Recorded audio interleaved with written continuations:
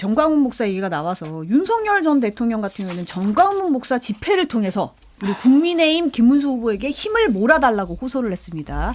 정광훈 목사의 광화문 주말 집회에서 윤 전 대통령 호소문이 공개가 된 건데 김용태 비대위원장 같은 경우는 국민의힘 근처에 얼씬도 하지 말라고 그런 입장을 냈는데 김문수 후보는 이제 하루 만에 이미 탈당했다. 제가 논할 문제는 아니라고 생각한다는 입장을 내놨거든요. 그러니까 좀 약간 이러지도 못하고 저러지도 못한 느낌이 좀 들긴 해요. 내일까지는 이런 입장을 견지할 것 같은데. 내일까지는. 예, 만약에 이제 이재명 후보가 대통령이 당선이 되면 낙선한 김문수 후보는 다시 이제 윤석열 전 대통령과 정광훈 씨를 찾아갈 수밖에 없지 않을까.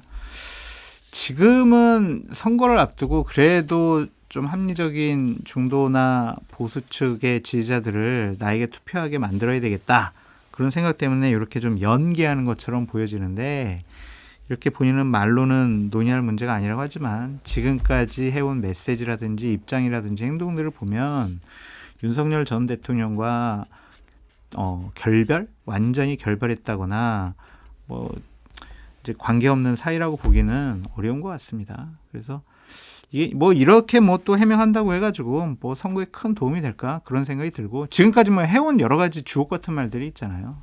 그래서 그냥 지금 잠깐 연기하는 게 여러 가지 일들에는 도움은 안 될 것 같다 그런 생각이 듭니다. 윤석열 전 대통령은 제가 계속 얘기하지만 진짜 이기적인 분이다. 이기적인 사람이라는 게 윤석열이 여기에서 정광훈 집회를 통해서 이 메시지를 내면은 도움이 될까? 득표에 도움이 될까? 예를 들면은 그런 거예요. 윤석열 지지자들이 그러면 김문수를 찍을까 안 찍을까? 그 막 높은 확률로 찍겠죠. 원래 그러던 분들이니까. 그런데 중도표에서는 그나마 막 사과도 하고 그랬잖아요. 또 사과했더라고. 그래서 뭐 계엄하고 탄핵에 대해서 또 사과했더라고 김문수가. 근데 이제 그런 것들 또 이렇게 좀 다 무위로 돌아가는 그런 상황이잖아요. 그러니까 이게 아마 뭐 김문수가 요청하진 않았겠죠. 솔직히.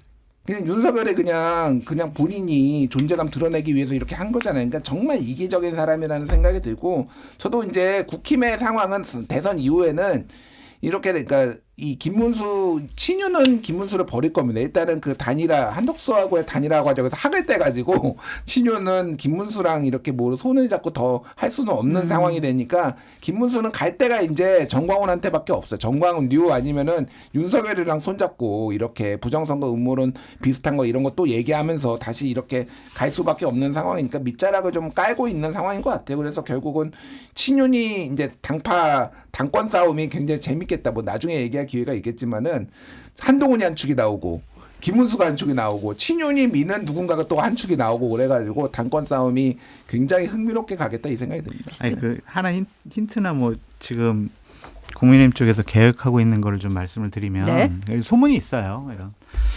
일단은 대선에서 패배하게 되면 권성동 원내대표가 원내대표직을 사임을 한다. 근데 김용태 비대위원장은 사퇴하지 않는다. 당분간 당이 좀 추스려질 때까지 다음번 비대위원장이 올 때까지 비대위원장으로 내가 역할을 다하겠다. 의총에서 결정. 박수로 추인한다. 네. 그래서 김용태 비대위원장이 제대로 좀 역할을 할 것 같으면 내년도 지방선거 때까지 김용태가 비대위원장을 한다. 내년도 지방선거까지? 네, 전당대회 없이. 전당대회 하면은 이거는 또 한동훈 전 대표에게 기회의 장을 열어줄 수가 있기 때문에 일단은 김용태 체제로 한번 가보자. 그렇게 좀 계획을 하고 있다라는 소문도 있습니다. 아니 지금 김용태 비대위원장 같은 경우는 어제 지난해 대통령 탄핵 반대 당론 채택했던 것은 무효화해야 한다. 이렇게 주장을 했거든요. 그러니까 윤상현 공동선대위원장 맞죠? 맞습니다. 네, 윤상현 하도 사퇴를 했다, 철회를 했다 얘기가 나오는데 윤상현 공동선대위원장이 대선을 이틀 앞두고 비대위원장으로서 선거 승리를 위한 고육지책이라고 하더라도 우리 땅의 뿌리와 정체성이라는 선을 넘어서는 안 된다라고 너무나 유감이라고 밝혔는데 그러니까 이제 한동훈 전 대표가 우리 당의 정체성은 불법 개혁 옹호가 아니라 불법 개혁 저지어야 한다. 라고 당 정체성 발언을 또 비판했습니다. 윤상현 의원한테 좀 하고 싶은 말 있어요. 저는 진짜 보수파를 사랑하는 극우 인사거든요. 정말 전 꼴통 보수예요. 제 말 좀 윤상현 의원이 들었으면 좋겠는데 제발 좀 정신 좀 차려라. 정신을 못 차리겠으면 좀 입이라도 다물고 있어라. 그렇게 좀 말씀드리고 싶습니다. 당의 뿌리와 정체성 윤석열께서 찾으면은요 불법 비상 계엄이 그럼 당의 뿌리와 정체성입니까? 이러면 다음번 선거 어떻게 하려고 그럽니까? 무책임해도 너무 무책임하다. 그래서 요즘에 윤상현 의원의 말과 행동과 메시지들을 보면은 솔직히 제가 옛날에 알던 그런 윤상현이었나야. 정말 유시민 전 장관이 생각한 말한 내재적인 관점에서 좀 판단을 해보면 나는 이렇게 좀 막 나가도 되지 않을까. 뭐 그런 생각을 하는 것이 아니냐. 또 그렇게 평가를 좀 해보고 싶네요. 왜 그런 생각을 하죠? 이게 지금 제정신이에요. 지금 이런 말 하는 게 지금. 제정신이 아니잖아요. 이게. 당의 뿌리를 윤석열 불법 비상계엄에 둔다니. 이게 말이 됩니까 정말. 정말 이거 듣는 제가 화가 나가지고 어쩔 줄 모르겠어요. 진짜. 그러니까 이게 윤상현의 선대위원장, 선대본부장인지 위원장인지 약간 이거 공동선대위원장. 공동선대위원장 임명을 놓고 이제 결과적으로 철회를 안 했잖아요. 그렇죠. 그러니까 제가 계속 얘기하지만 대선 이후를 보고 있다 사람들이 다. 심지어 김문수 후보마저도 그러니까 철회를 하면은 나중에 자기가 그쪽 진영으로 가서 뭔가의 문제 제기를 그러니까 뭐 지지를 호소할 때 문제가 되는 거예요. 그러니까 결국은 이거는 윤석열, 윤상현, 김문수 다 손을 잡고 나중에 대선 이후에 이렇게 갈 수밖에 없는 거고, 그러니까 뭐 그런 강성 지지층 뭐 할 수도 있는데 진짜 이거는 선 넘은 거죠. 당의 뿌리와 정체성이 윤석열이라는 건 언제부터 윤석열이 보수의 그거였습니까? 문재인 정부 때 검찰총장 하던 사람이었어요. 그래서 들어올 때 그 녹취록에 따르면은 3개월 안에 당을 뽀개버리겠다. 그러니까 좀 3개월이 아니라 3년 걸리긴 했어요. 지금 당을 좀 뽀개는 거의 이 상황까지 왔는데, 그러니까 다른 건 모르겠는데 진짜 윤석열한테 지금 붙어서 아직도 정치를 하겠다. 답이 없다. 이 정당은 그 생각이 들어요. 예. 지금 황교안 후보가 대선 후보 사퇴하면서 김문수 후보 지지한다고 했는데 이거 뭐 영향이 있을까요? 없어요. 그냥. 네. 별로 평하고 싶은 생각도 없고요.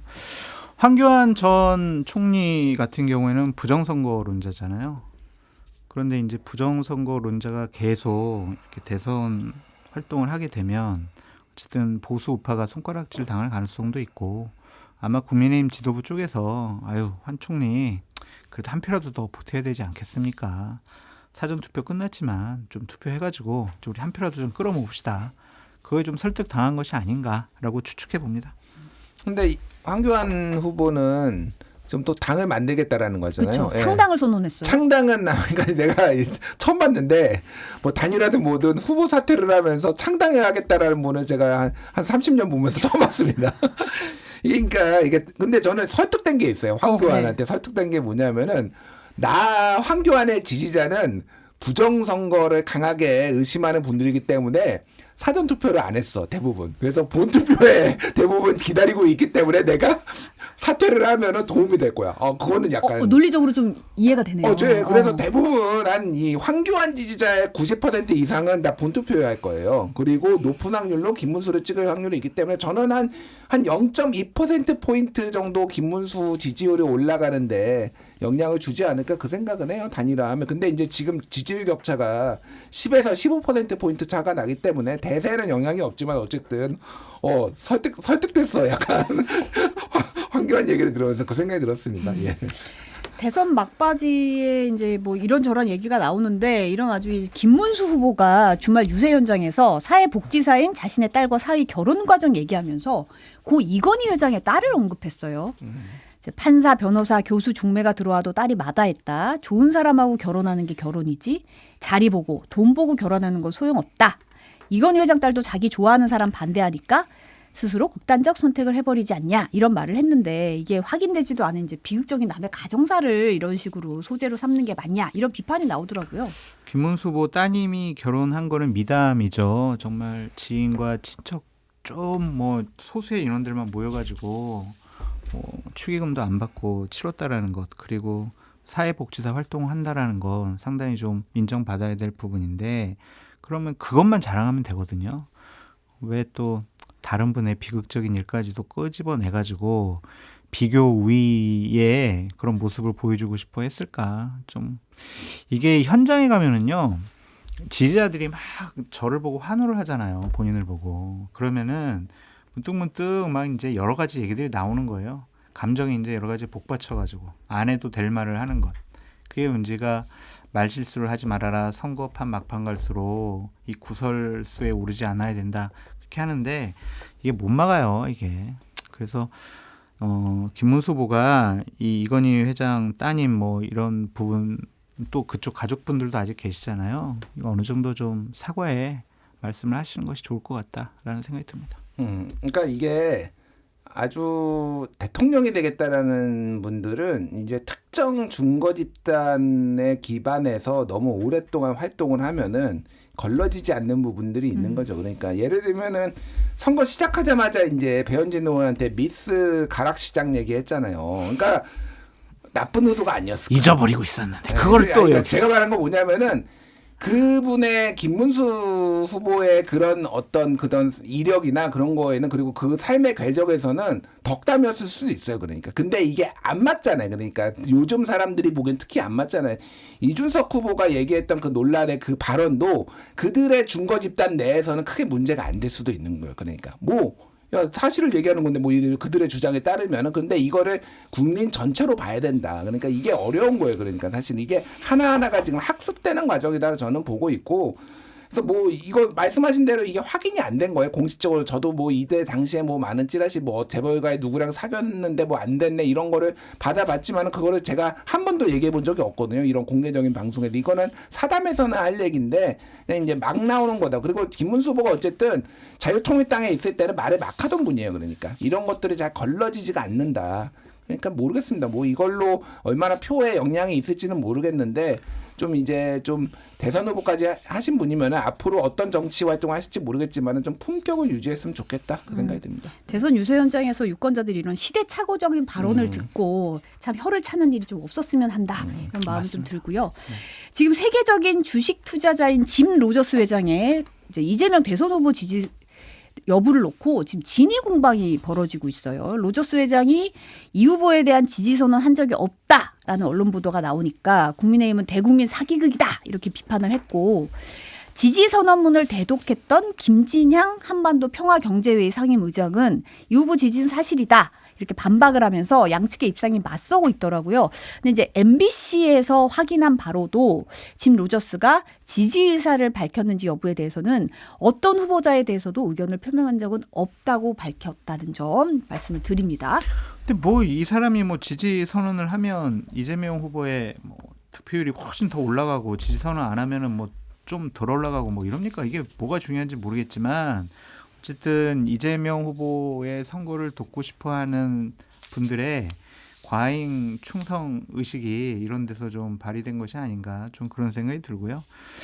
민주당은 여기 참여를 안 하셨으면 좋겠어요. 지금 민주당에서 적극적으로 짐 로저스의 지지 선언을 이끌어냈거나 저걸 밝힌 건 아니잖아요. 근데 당에 계신 분들이 이것과 관련해서 좀 참전을 하셨더라고요.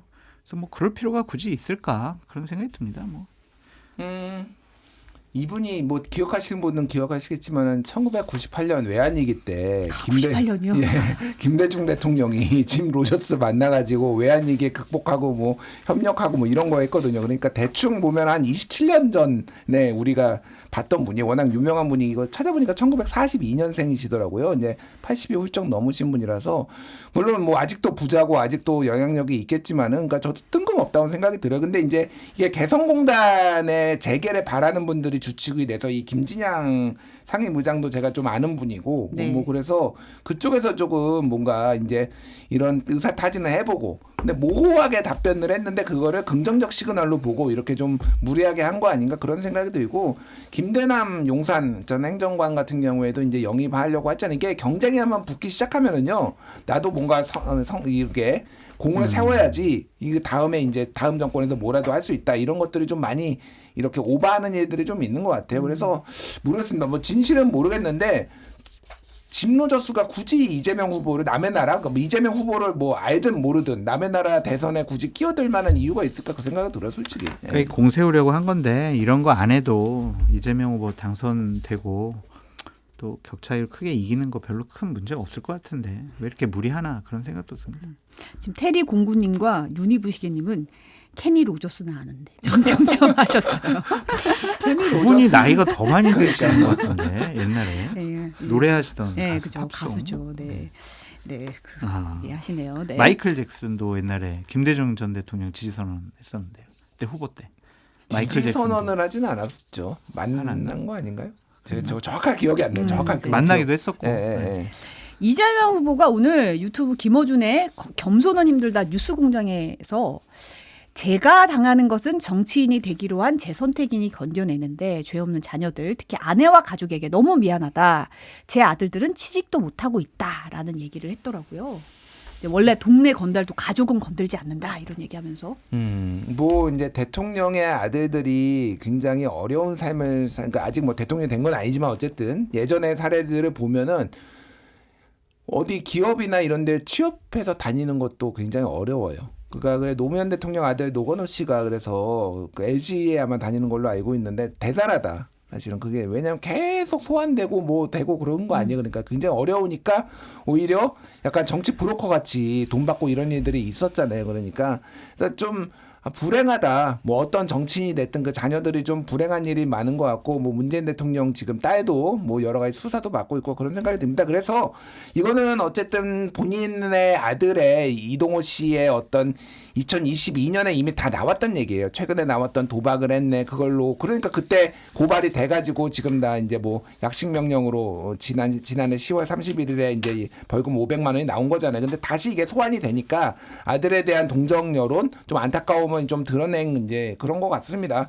그래서 뭐 개인적으로 안타깝다고 생각하고요. 뭐 이제 앞으로 제일 중요한 거 그런 것 같아요. 그러니까 권력을 잡았을 때 어떻게 이거를 관리를 할 거냐. 사실은 이게 우리가 제일 우려를 하는 거는 김건희가 문제가 된 거는 권력에 너무 가깝게 본인이 영향력을 행사하고 그랬던 거잖아요. 그리고 옛날에 YS DJ 아들들이 된 거는 정치적 영향력을 행사하거나 돈을 받아서 문제가 된 거잖아요. 그러니까 만약 이재명 후보가 대통령이 될 가능성이 매우 높기 때문에 꼭 드리고 싶은 말은 아들이 이렇게 힘들면요. 뭐가 됐든 이걸로 이제 굉장히 강력한 권력이 뒤에 생기면 뭔가 이렇게 활동을 하려고 했을 수도 있다라는 거예요. 이거에 대해서 얼마나 잘 관리를 하느냐. 성공한 정부가 되고 대통령이 되는 데는 굉장히 중요한 문제다. 좀 안타까움은 안타까움이고 그런 부분들은 좀 잘 하셨으면 좋겠다 그 생각이 듭니다. 예. 아마 누구의 표현대로 파리떼가 많이 끌 거예요. 막 이렇게 잘해준다고 하고 뭐 부탁할 것도 하고 그래서 친인척 관리를 보다 더 엄격하게 하시는 것이 좋지 않을까. 윤석열 정권이 망가진 이유 중에 하나가 뭐 김건희 씨를 비롯한 친인척 관리, 뭐 부인 배우자 비롯해서 뭐 장모 이런 뭐 그분의 오빠 뭐 이런 분들 관리를 잘 못했다라고 평가받고 있잖아요. 그래서 여러 가지로 제도적으로 친인척 관리를 잘할 수 있는 시스템을 구축했으면 좋겠다 그런 생각이 듭니다.